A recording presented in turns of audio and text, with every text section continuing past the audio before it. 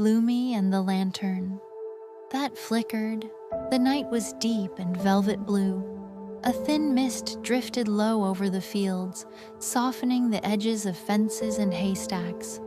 Stars looked down like quiet lanterns hung very far away. Everything seemed to breathe more slowly than usual.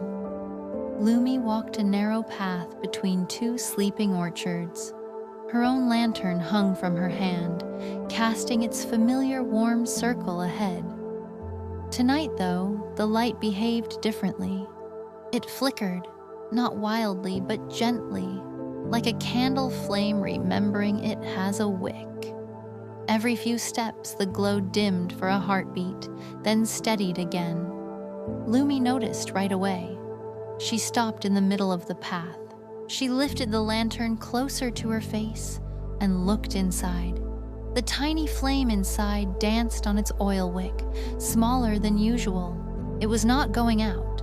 It was only tired. She sat down on a low stone wall that bordered the orchard. The wall was cool and mossy under her cloak. She placed the lantern carefully on the flat stone beside her. The flickering light painted soft orange patterns on the stones and on the hem of her dress.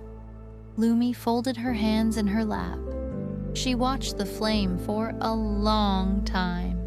It rose and fell, like someone breathing who had walked a very long way. She did not speak to it. She only sat with it. After many quiet minutes, she reached into the deep pocket of her cloak. She brought out a small glass vial she always carried, filled with the clearest night dew she had gathered on a night when the moon was new and the air was perfectly still. Very slowly she tilted the vial. One single drop fell onto the wick. It did not hiss or smoke. It simply sank in, quiet as a secret. The flame drank the drop.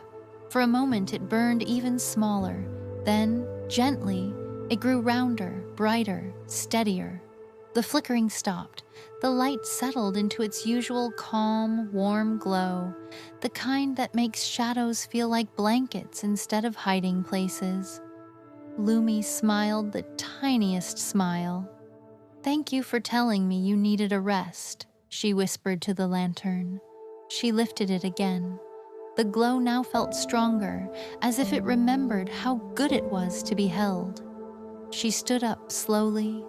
The mist had thickened a little, curling around her ankles like curious kittens. Lumi walked on through the orchards. Apple trees stood silent with their branches full of dreams.